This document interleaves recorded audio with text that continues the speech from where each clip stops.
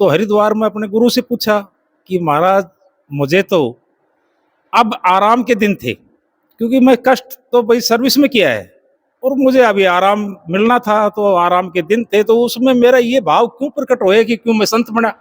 महाराज जी, ऐसा तो नहीं है कहीं लड़ाई झगड़ा हुआ हो पत्नी से, बच्चों से, किसी से हुआ हो और उसके बाद फिर आप संत की इस श्रेणी में आए हो? महाराज जी, आप संत बने, एक आपकी जो पत्नी है उनके भी दिमाग में रहा होगा कि अब मेरे सुख के दिन आए हैं, मैं पति के साथ रहूंगी, अच्छे अच्छे सपने सजोए होंगे उन्होंने। गृहस्थ आश्रम को भी बहुत बड़ा आश्रम माना गया है। सत्य। आप गृहस्थ आश्रम में रह के भी आप भक्ति भाव कर सकते थे, क्यों ऐसा हुआ कि पत्नी को भी छोड़ा, बच्चों को भी छोड़ा? जब छोड़ा होगा तो उनके दिल पे उनका मतलब जो भावनाएं हैं वो भी बहुत आहत हुई होंगी। खूब रोए।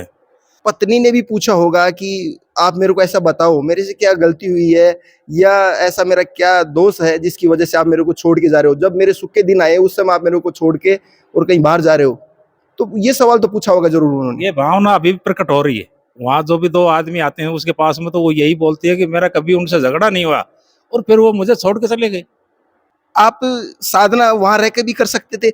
आपका घर था, घर के पास में आप जमीन लेके वहां कुटिया बना के वहां रह सकते थे, उनकी आंखों के आगे रह सकते थे, वहां भी भक्ति भाव हो सकता था। क्यों ऐसा हुआ कि आप यहाँ आके बैठे छतरपुरा में? महाराज जी, मैं जानना चाहूंगा, 4 बेटी बता रहे हैं, बेटा आपके है नहीं, पत्नी है वो भी वहीं घर पे ही रह रही है, क्या समझते हैं? आप घर छोड़ के यहाँ आ गए, बैठ गए, क्या लगता है उनकी आत्मा भी मतलब गलत आशीष दे रही होगी आपको या गलत दृष्टि दे रही होगी?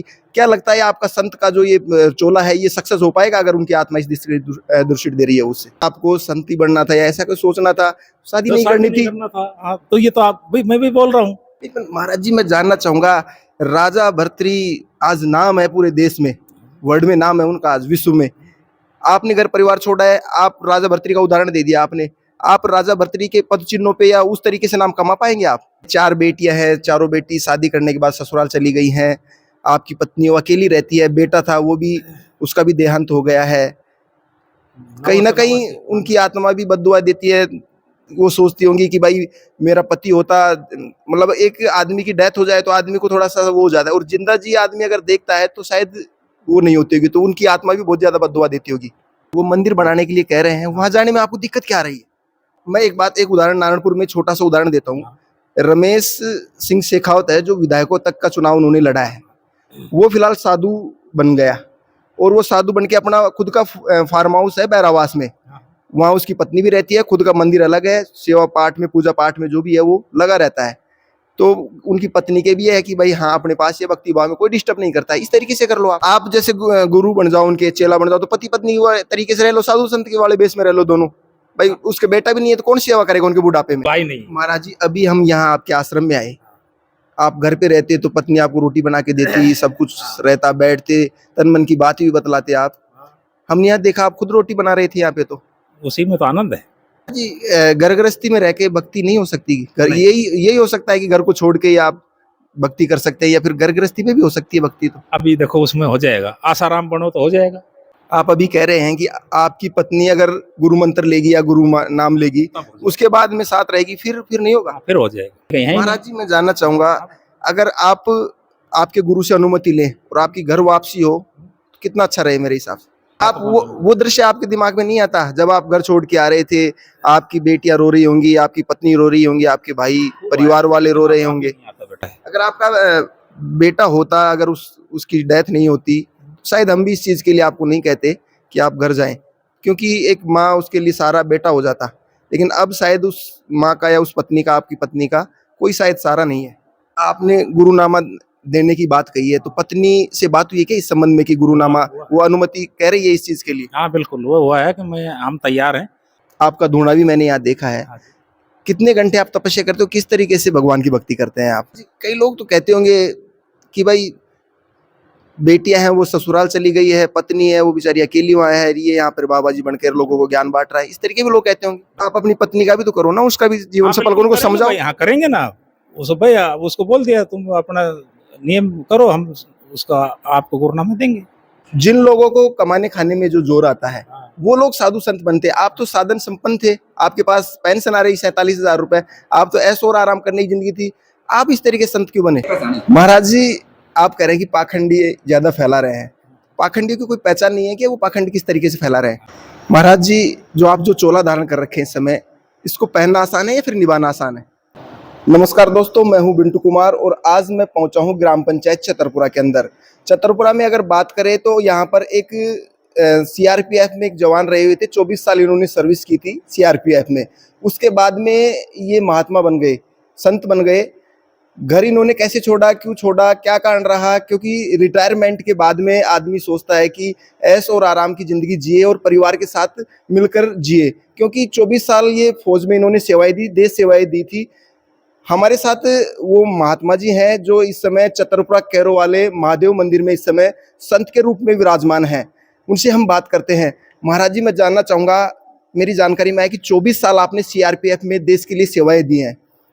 क्या ऐसा दिमाग में आया आपके कि आपने घर गृहस्थी को ही छोड़ दिया? देखो, ये तो नारायण की कृपा है। अब इन्होंने मुझे क्यों अपनी शरण में लिया ये तो मुझे भी नहीं मालूम है, लेकिन ले लिया इन्होंने अपनी शरण में, ले लिया तो मैं आ गया साहब।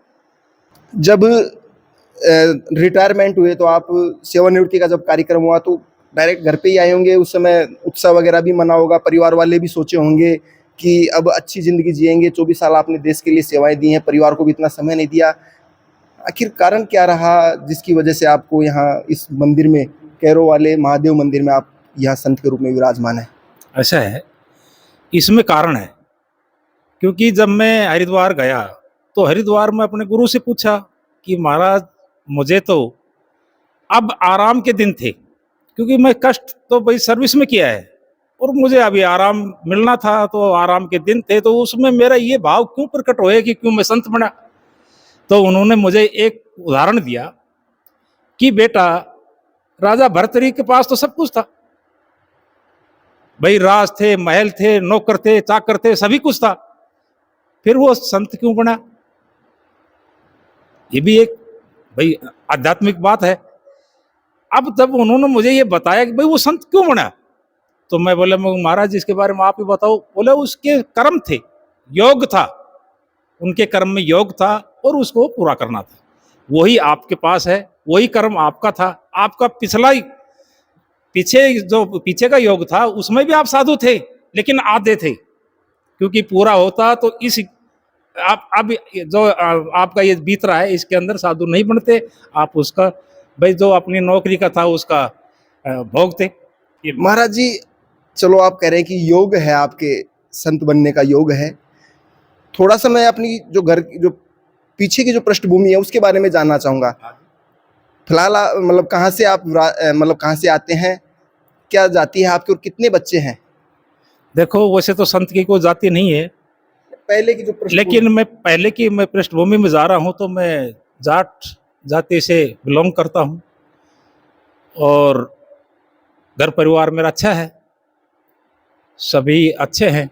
बच्चे कितने हैं आपके? बच्चा एक था, वो गुजर गया था, लेकिन बच्ची 4 हैं और संपन्न परिवार में ब्याही हैं और किसी तरह कोई प्रॉब्लम नहीं है।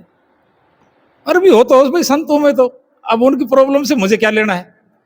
महाराज जी, ऐसा तो नहीं है कहीं लड़ाई झगड़ा हुआ हो पत्नी से, बच्चों से, किसी से हुआ हो और उसके बाद फिर आप संत की इस श्रेणी में आए हो? नहीं नहीं, ऐसा है, मेरी पत्नी एक देवी का रूप है और मेरा शायद अब 60 साल उम्र से बत्ती होगा, लेकिन मैं आज तक अपनी पत्नी से तू करके बात नहीं किया है और न उन्होंने मेरे से कभी कड़वा मतलब शब्द बोले हैं, कटु शब्द कभी नहीं बोले उन्होंने। अच्छे मतलब अच्छे भाव थे। लेकिन ये तो बताया ना, संत का तो साहब मेरा वहाँ का था, ईश्वर का था, नारायण का था। अब उसको तो कोई कैंसिल कैसे करेगा? वो तो अटल है, वो तो सत्य है। 24 साल आपने सीआरपीएफ में देश के लिए सेवाएं दी। उस समय आप मीट वगैरह या फिर दारू ड्रिंक वगैरह इस तरह में सेवन करते, पूजा पाठ करते थे उस समय? हाँ बिल्कुल, पूजा पाठ से मेरा लगाव रहा है और एकदम से तो देखो इस रूप में कोई भी नहीं आता है, ये कुछ लगाव होगा तभी धीरे धीरे वो। महाराज जी, आप संत बने, एक आपकी जो पत्नी है उनके भी दिमाग में रहा होगा कि अब मेरे सुख के दिन आए हैं, मैं पति के साथ रहूंगी, अच्छे अच्छे सपने सजोए होंगे उन्होंने। गृहस्थ आश्रम को भी बहुत बड़ा आश्रम माना गया है। सत्य। आप गृहस्थ आश्रम में रह के भी आप भक्ति भाव कर सकते थे, क्यों ऐसा हुआ कि पत्नी को भी छोड़ा, बच्चों को भी छोड़ा? जब छोड़ा होगा तो उनके दिल पे उनका मतलब जो भावनाएं हैं वो भी बहुत आहत हुई होंगी। खूब रोए। देखो ऐसा है, अब ये घर परिवार से आदमी निकलेगा छूटेगा तो देखो उस दुख तो होगा साहब। अब हम एक मटका बनाते हैं, उसकी पाड़ी टूट जाती है, उसका भी बहुत दुख होता है।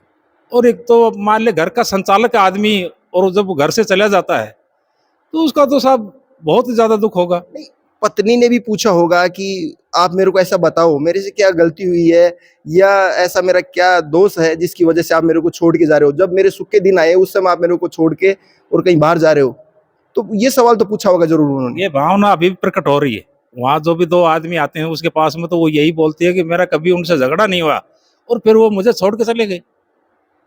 मोह तो भंग हुआ ही होगा। नहीं, मोह तो देखो ऐसा है, उसमें टाइम लगता है साहब। धीरे धीरे धीरे धीरे मोह भंग होने में, एकदम से मोह भंग नहीं होता किसी भी चीज का।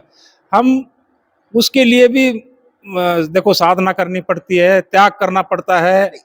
आप साधना वहां रह के भी कर सकते थे। आपका घर था, घर के पास में आप जमीन लेके वहां कुटिया बना के वहां रह सकते थे, उनकी आंखों के आगे रह सकते थे, वहां भी भक्ति भाव हो सकता था। क्यों ऐसा हुआ कि आप यहाँ आके बैठे छतरपुरा में? अभी भी वो बोल रहे हैं, अभी भी वो बोल रहे हैं कि हम यहाँ मंदिर बनवा देंगे, आप यहाँ आओ और हम अपने पैसों से करवाएंगे, आप यहाँ रहो और हमारी नजरों के सामने रहो, भाई हम देखेंगे आपको। तो लेकिन देखो संत का तो कोई घर नहीं होता साहब, संत का कोई घर नहीं है। और संत एक हिंदू धर्म के अंदर, सनातन धर्म के अंदर, उसका वो जहाँ चलेगा वो वही घर है उसका। महाराज जी, मैं जानना चाहूंगा, 4 बेटी बता रहे हैं, बेटा आपके है नहीं, पत्नी है वो भी वहीं घर पे ही रह रही है। क्या समझते हैं, आप घर छोड़ के यहाँ आ गए, बैठ गए, क्या लगता है उनकी आत्मा भी मतलब गलत आशीष दे रही होगी आपको या गलत दृष्टि दे रही होगी? क्या लगता है आपका संत का जो ये चोला है ये सक्सेस हो पाएगा अगर उनकी आत्मा इस दृष्टि दे रही है उससे? नहीं, वो दूषित नहीं देखो ये तो है, मैं जो संत रूप में हूँ, तो मैं अपनी क्रिया में अगर सत्य हूँ तो सत्य को तो आँच कभी नहीं आता है। सत्य तो सत्य होता है। आप बददुआ दो, बददुआ नहीं लगेगी, क्योंकि वो अपनी कर्म के अंदर है, कर्म काट अपना सही कर रहा है।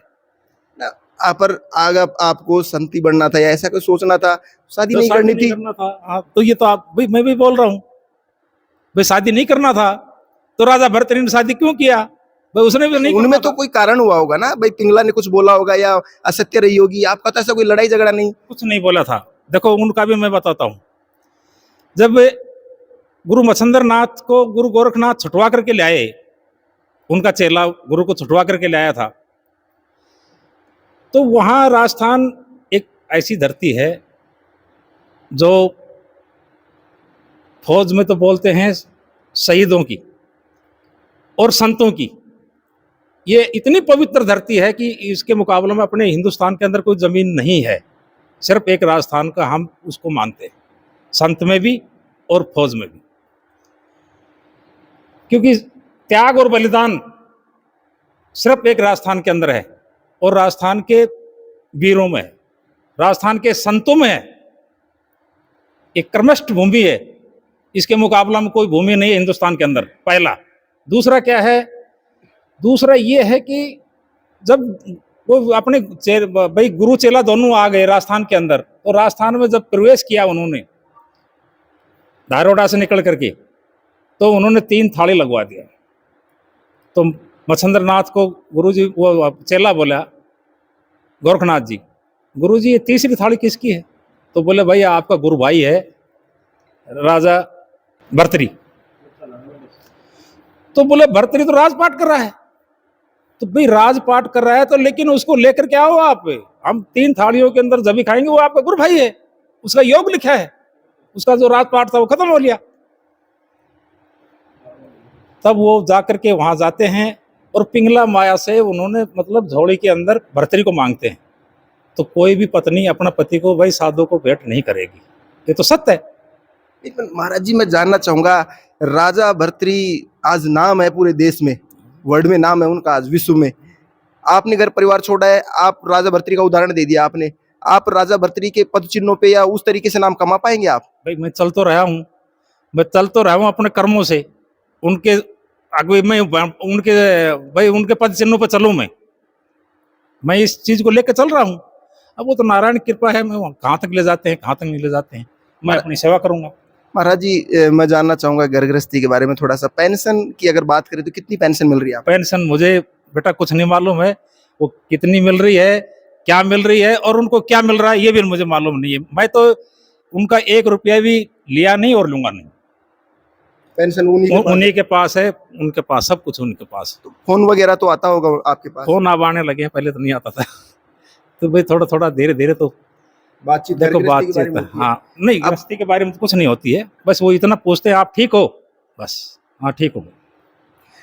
नहीं, 4 बेटियां हैं। जब गृहस्थी में मैं चला जाऊंगा और मेरा मोह फिर उधर चला जाएगा तो मैं संत नहीं हूं, मेरी कहानी खत्म फिर उसी दिन।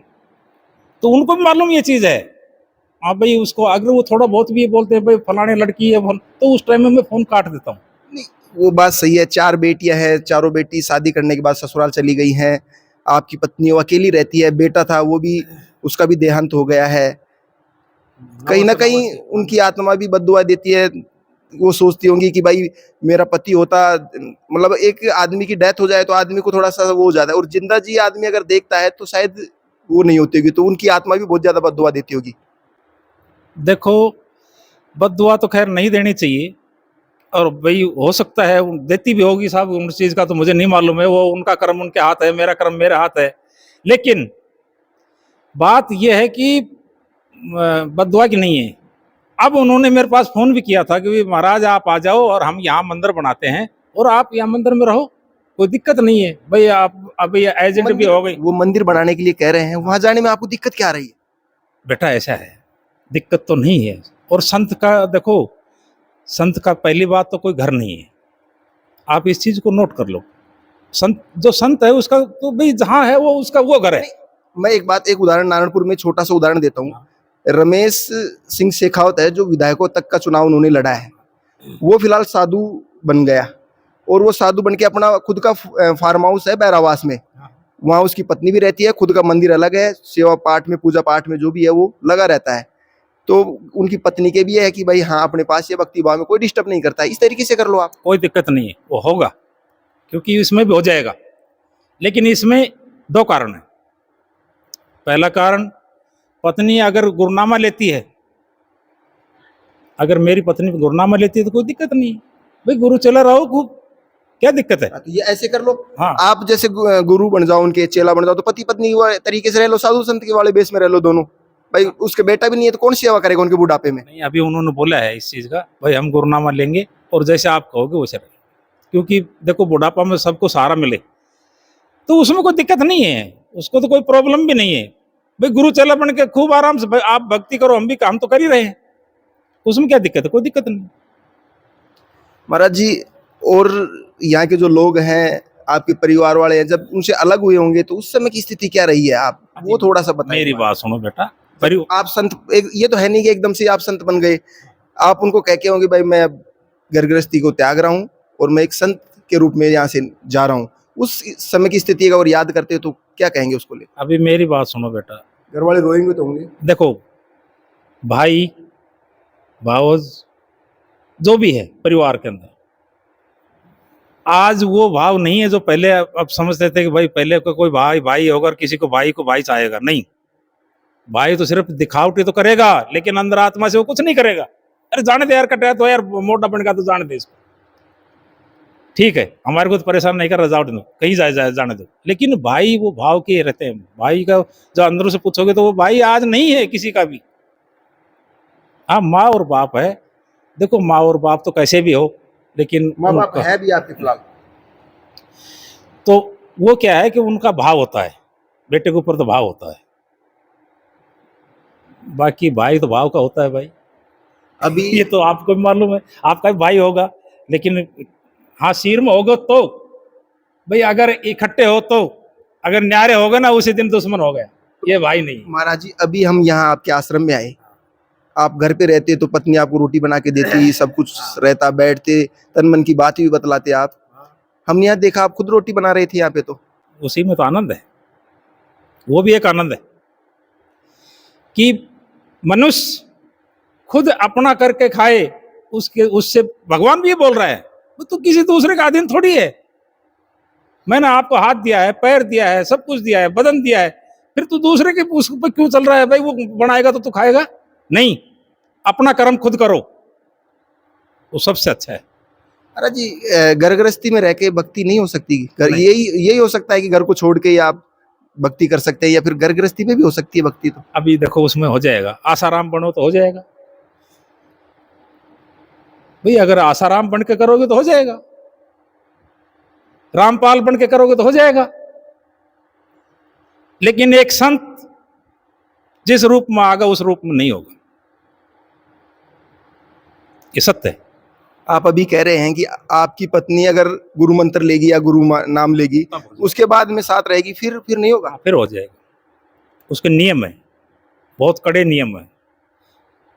गुरु चेला ऐसे नहीं बना लेता है कि ले भाई आ यार किसी को भी भाव चेला बना दिया, नहीं। उसको पहले अपने नियम बताएगा, उन नियमों पे वो चलना पड़ेगा। उनके जो आध्यात्मिक जो भाई शिक्षा है, दीक्षा है, वो पालन करना पड़ेगा। तो चेला का तो जो फर्ज है वो पूरा निभाना पड़ेगा। अपन अगर बात करें तो गुरु है वो कहाँ से आपके, और कब आपने दक्षिणा ली थी? देखो गुरु मेरे 3 है, एक नहीं है। अभी मैं गुरु की बताता हूँ। पहला गुरु मेरा हरिद्वार है, ऋषिकेश हरिद्वार, वो तो चलो आ गए, एक ही है। गंगा मैया है, सबसे बड़ी गुरु मेरी गंगा मैया है, क्योंकि मैं उसमें प्रण किया था। उस गंगा मैया में प्रण किया था, आज मुझे वो गंगा मैया यहाँ पहुंचा दिया है। नहीं तो ये 100 हजार कोस भी नहीं था यहाँ पर पहुंचना मेरा। मतलब मेरी कहीं भावना नहीं थी यहाँ आने की, मुझे मालूम नहीं था मैं यहाँ चतुर्राम जाऊंगा, नहीं। अभी पता नहीं कहाँ से मुझे खींच लाए, और ऐसे खींच लाए अगर बोला बेटा अभी यहीं बैठ जा। प्रॉपर कहाँ से थे आप वैसे? संत का गाँव, कोई जहाँ गाँव आपका जो पहले था वो? गांव तो शहजादपुर है, हरियाणा बॉर्डर के पास में। तो उसमें क्या है, मैं गंगा मैया में कुछ प्रण किए थे। मैं गंगा मैया में ये प्रण किया था कि हे गंगा मैया, मैं संत रूप में रहूंगा, लेकिन जब तक मुझे साक्षात्कार दर्शन नहीं होगा उस परमेश्वर का, तब तक मैं 2 चीज धारण नहीं करूंगा। एक जनेऊ नहीं लूंगा, एक कुंडल नहीं लूंगा, संत में रहूंगा मैं। और जैसे भाई अभी संतों में पाखंड ज्यादा हो रहा है, क्यों हो रहा है? आज चेला बना, कल दूसरे दिन कान फड़ा लिया, बाबा जी बन गया, दर्शन नहीं होगा भाई, उसका दर्शन करो। उसको मालूम नहीं है कुछ भी। तो वो नहीं बनना है मुझे। जब मैं इसमें आया हूं तो मैं अपना उद्धार के लिए आया हूं। संत क्या है, अपना खुद का उद्धार के लिए आता है, पब्लिक की सेवा नहीं करता है वो, बहुत कम है। मेरे जैसे जो संत समाज में आकर के और इस सनातन धर्म को थोड़ा उठाना चाहते हैं कि भाई जो कुरीतियां हैं उनको बंद करना चाहते हैं।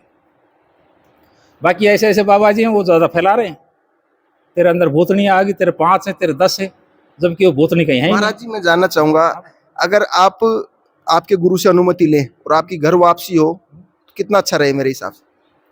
बेटा वो तो हो जाएगी, कोई दिक्कत नहीं। गुरु जी भी कह देंगे ठीक है भाई कर लो, लेकिन अभी तो अंदर आत्मा नहीं मांग रही है। और जब तक संत की आप आत्मा वो दृश्य आपके दिमाग में नहीं आता जब आप घर छोड़ के आ रहे थे? आपकी बेटियां रो रही होंगी, आपकी पत्नी रो रही होंगी, आपके भाई परिवार वाले रो रहे होंगे। नहीं आता बेटा, खूब आया लेकिन अभी नहीं आता। अभी बस उसी का ध्यान अभी भी रहता वो है। यादें आ जाती होंगी तो आंसू तो आ ही जाते होंगे? नहीं, मुझे नहीं आता, उनको तो आता है। अगर आपका बेटा होता, अगर उसकी डेथ नहीं होती, शायद हम भी इस चीज के लिए आपको नहीं कहते कि आप घर जाएं, क्योंकि एक माँ उसके लिए सारा बेटा हो जाता। लेकिन अब शायद उस माँ का या उस पत्नी का, आपकी पत्नी का, कोई शायद सहारा नहीं है। सारा नहीं है। देखो मनुष्य को भाई खुद जीना सीखना चाहिए, ऐसी बात तो नहीं है। और एक तो बात है भाई, कोई किसी के साथ नहीं आया, कोई किसी के साथ नहीं गया। अब मैं मानता हूं कि भाई उसका सहारा नहीं है, लेकिन अब वो सहारा हो जाएगा। जैसे भाई गुरु चेला बन जाओ, हो जाएगा। अब आगे का, हमने जिस घर वापसी की जो बात की, इस पर क्या विचार विमर्श रहेंगे आपके? थोड़ा सा करेंगे, विचार करेंगे इस पर, ठीक तरीके से, या आप उनको चेला, मतलब पत्नी को चेला बना के, या फिर आप वहां घर जाके या आसपास में कहीं मंदिर बना के? गुरुनामा देंगे, गुरुनामा दे करके फिर अपना मंदिर बनाएंगे, या भाई गांव का मंदिर है उसमें रहेंगे, मतलब रहेंगे फिर वहाँ। आपने गुरुनामा देने की बात कही है, तो पत्नी से बात हुई है क्या इस संबंध में कि गुरुनामा वो अनुमति कह रही है इस चीज के लिए? हाँ बिल्कुल, वो हुआ है कि हम तैयार हैं और आप आ जाओ। हम नहीं, उन्होंने ये भी बोला है, हम अपने पैसों से आपको मंदिर बना के देंगे, ये भी बोला है। ठीक है, तो उसमें कोई दिक्कत नहीं है। मैं लेकिन यहाँ का तो करके जाऊँ भाई, पहले जो ये बीड़ा उठाया है उसके बाद वहां जाऊंगा। महाराज जी, मैं एजुकेशन की बात करूँ तो कहाँ तक शिक्षा ग्रहण किया आपने? भाई उस टाइम में तो 10वीं पास था, लेकिन जब की 10वीं पास, अब की 12वीं 13वीं बराबर है। अब अपन आपका धूना भी मैंने यहाँ देखा है, कितने घंटे आप तपस्या करते हो, किस तरीके से भगवान की भक्ति करते हैं आप? देखो, संत तो दिन में तो तपस्या बहुत कम करता है, और संत करता है रात के टाइम में ज्यादा। क्यों करता है? अकेला रहता है। दिन में क्या है, दिन में संत का काम क्या है? पब्लिक को बताना, उजागर करना, सनातन धर्म को ऊपर उठाना। महाराज जी, कई लोग तो कहते होंगे कि भाई बेटियां हैं वो ससुराल चली गई है, पत्नी है वो बेचारी अकेली वहां है, ये यहाँ पर बाबा जी बनकर लोगों को ज्ञान बांट रहा है, इस तरीके भी लोग कहते होंगे। भाई कहने वाले को देखो, कुछ भी कह दें, उनका कोई मुंह थोड़ी पकड़ा जाएगा। अब कहने वाले तो कहते हैं कि यार मोटा बन गया है ससुराल, ऐसा ही है बोला, क्या निकाला मोटा बन करके। लेकिन उसको ये नहीं मालूम है भाई, वो अपना जीवन सफल कर रहा है, आगे का रास्ता मार्ग साफ कर रहा है वो। तो आप अपनी पत्नी का भी तो करो ना, उसका भी जीवन हाँ, सफल बिल्कुल करो, उनको करेंगे समझाओ। भाई, हाँ करेंगे ना। उसको भाई उसको बोल दिया, तुम अपना नियम करो, हम उसका आपको गुरनामा देंगे। तो ये नहीं, महाराज जी, नहीं समझेगी। जिन लोगों को कमाने खाने में जो जोर आता है हाँ। वो लोग साधु संत बनते हैं। आप तो साधन संपन्न थे, आपके पास पेंशन आ रही 47,000 रुपए, आप तो ऐश और आराम करने की जिंदगी थी, आप इस तरीके संत क्यों बने? भाई पत्रकार, मुझे मालूम था आप ये बात जरूर पूछोगे, क्योंकि मुझे मालूम है कि आज संतों को इन्होंने बदनाम कर दिया है। चोरी डकैती पता नहीं क्या क्या इस टोला के अंदर घुस गया है। और इसलिए संत का, तो संत को तो परमेश्वर मानते थे अपने धर्म के अंदर, भाई संत से बड़ा कोई है नहीं। तो संत को गिराया किसने? इन्होंने गिराया है। तो उसको ही तो मैं बता रहा हूं भाई, इनसे बचो पाखंडियों से, और जो संत हैं उनकी सेवा करो। संत तो भगवान का रूप है। महाराज जी, आप कह रहे हैं कि पाखंडी ज्यादा फैला रहे हैं, पाखंडियों की कोई पहचान नहीं है कि वो पाखंड किस तरीके से फैला रहे हैं? बिल्कुल, हाँ, उनको मालूम हो जाएगा भाई। उनसे जब सवाल करोगे ना, तभी मालूम हो जाएगा ये पाखंडी है, ये साधु है। उसकी बातों से मालूम हो जाएगा, उसके भाव से मालूम हो जाएगा। वो जो असली संत होगा उसका तो भाव प्रकट होंगे भाई, वो तो अलग है, उसको तो मालूम हो जाएगा ये संत है। और वो जो पाखंडी हो, तो एक मेरे को मिला था, हरिद्वार की बात है, वो ऐसे ही भेष में था, कुदरती मेरे पास आ गया, महाराज जी आपकी भाषा भूषा लगती है वहाँ, आप शायद उधर के हैं। मैं बोले भाई मैं तो हूँ उधर का। आप? अरे बोला महाराज मैं तो कालबेलिया हूँ। तो तेरे सांप सूपों का काम है भाई, तेरा ये क्यों है? तो बोले अब क्या करूं, वो सांपों का तो गवर्नमेंट ने कर दिया बंद, अब मैं क्या खाऊं? तो बोले मैं, फिर तू क्या करेगा, तेरे को तो कुछ आता नहीं है। भाई संत का कोई, तेरे संत का तो कोई काम ही नहीं आता है, कोई मंत्र ही नहीं है। तो अब तेरे किसी ने पूछ लिया, तब तक वो आ गए, वो वहां भी एक कमेटी घूमती है। तो बोले साहब एक हनुमान जी की चौपाई बता दो। वो पूछते हैं, वो एक हनुमान जी की चौपाई बोलो। तो वो मेरे पास, मैं बोला मैं बताऊंगा। बोले महाराज आपसे नहीं पूछ रहा, हम इनसे पूछ रहे हैं। तो अब उन्होंने भाव प्रकट कर लिया ना, भाई ये संत है, इससे नहीं पूछेंगे, इससे पूछेंगे। तो मैं बोला मैं कोई बेटा, मैं वो कहानी इससे पहले ही पूछ रहा हूँ, आप इससे मत पूछो, मेरे से पूछ लो, मैं बताऊंगा, लेकिन इसको नहीं मालूम है, ये संत नहीं है। तो बोले महाराज जी आप लोगों को बदनाम कर रहे हैं ना, हम वही तो बात कर रहे हैं। अरे भाई अब कर तो रहे हैं, लेकिन अब ये सपेरा है भाई, गवर्नमेंट ने इनके सांपों सूपों पे बैन लगा दिया। अब ये नुके भाई आसान तरीका कौन सा? आसान तरीका ये अपनाया है, अब भाई इसी के अंदर आसान तरीका है। तो फिर मैं उसको बोला, मेरे को बेटा इसको नहीं मालूम है, मैं बताऊंगा। पवन तन संकट हरण मंगल मूर्ति रूप, राम लखन सीता सहित हृदय बसो स्वरूप। तो मेरे को बोला महाराज हम आपसे नहीं पूछ रहे। वो फिर बोला मेरे को, हम आपसे नहीं पूछ रहे, हम तो इनसे पूछ रहे हैं पाखंडियों को पकड़ने के लिए। महाराज जी, जो चोला धारण कर रखे हैं इस समय, इसको पहनना आसान है या फिर निभाना आसान है? देखो इसको न तो पहनना आसान है और न निभाना आसान है। पहनना तो बहुत जरूरी है, क्योंकि वो तो डकैती पहन रहा है, संत तो नहीं पहनेगा। संत तो उसको निभाने में बहुत ही कष्ट उम्र निकल जाएगी, उसकी उम्र बीत जाएगी, तब तक भी उसको वो संभालना नहीं आएगा ढंग से। अभी अगर अपन मंदिर की अगर यहाँ बात करें, कितने समय से आप इस मंदिर पर रह रहे हो, अभी तक कितनी प्रोग्रेस आपने इस मंदिर की है? बेटा मेरे तो ये है कि मैं इस मंदिर को 1 साल भर के अंदर बहुत ऊंचाइयों पर ले जाने वाला हूँ, क्योंकि मेरी भावनाएं हैं, और जो संत की भावना है वो तो होकर रहेगी, वो तो प्रकट है साहब। कितने समय से रहना आप इस मंदिर पर अभी? अभी तो 2 महीने से हूँ, 2 महीने से हूँ, लेकिन इसका जो मैंने काम निर्णय मैं सोच रखा है वो पूरा करके जाऊंगा। क्या है महाराज, एक बार थोड़ा सा अगर मुखारबिंद से कह दें वो चीज़। देखो, आने के बाद मैंने एक तो ये जमीन, यहाँ आगे जमीन नहीं थी मंदिर के आगे, और एक सूना सा मंदिर दिखाई दे रहा था। जब जिस मंदिर के आगे जगह नहीं हो, अब कहीं मेला भी भरे तो भाई दूसरे की जमीन में लगाओ, कहीं कोई प्रोग्राम भी करें तो भाई दूसरे की जमीन में लगाओ। तो सबसे पहले हमने ये जमीन का सौदा किया है,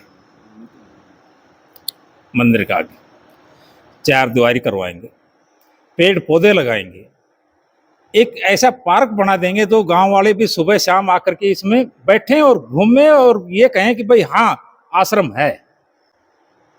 अभी महाराज जी, आप यहाँ इस मंदिर में रहते हैं, खाने पीने की व्यवस्था कहाँ से होती है, किस तरीके से हो पाती है आपकी? खाने पीने की तो वो बैठा नारायण, वो अपना आप करेगा भाई, वो कहीं से भेजो मुझे तो उससे कोई मतलब नहीं है। गाँव वालों से मिलता है या कैसे क्या रहता है? देखो ऐसा है कि कमेटी काम कर रही है, अच्छा कर रही है, जो गांव की कमेटी है अच्छा है, उसमें संत की भी कोई जवाबदारी नहीं है, वो पूरी जवाबदारी अपने ऊपर ले रखी है। संत का तो काम है अपनी पूजा पाठ करो, आनंद करो, और जो अपना खाने की इच्छा हो वो उनको बता दो, वो भेज देंगे। अभी जो आप की जरूरत नहीं है, मैं तो ये मेरे सारे सेवक हैं, किसी को भी बोल दूंगा वो लेकर जाएंगे। अभी जो आपने जमीन ली है वो मंदिर के नाम है या फिर आपके नाम है? मंदिर के नाम, किसी के नाम नहीं है। चंदा कहाँ से आया था वो? चंदा गांव वालों का, और एक से एक दानी है। अभी एक ने दान किया है, वो 3,11,000 रुपया, जो अपना उसका नाम है राजेंद्र सनोफ हरी सिंह, वो रहते हैं जम्मू के अंदर रहते हैं। तो मैंने कहूँ भाई, धर्मादा के लिए हमारे सनातन धर्म में एक से एक तगड़े दानी है और दान देते हैं। तो ये थे महाराज जी, केरो वाले महादेव मंदिर में इस समय संत के रूप में विराजमान है। इनसे कुछ इनके जो घर गृहस्थी की जो पुरानी बातें थी, किस लिए इन्होंने संत का चोला ग्रहण किया है, क्या है इनका मुख्य उद्देश्य, हमने इनसे जब बात की तो ये कह रहे थे कि सनातन धर्म में जो कुरीतियां हैं उनको दूर करना है। और जब इनकी पत्नी की बात हमने इनसे की तो इन्होंने कहा कि गुरुनामा देकर मैं अपने साथ रखने के लिए इनको तैयार हूँ, उसके लिए कुछ नियम्स वगैरह हैं, उस पर भी महाराज जी विचार विमर्श करेंगे। कैमरामैन मुरारी के साथ मैं बिंटू कुमार, देखते रहिए बिंटू की नज़र।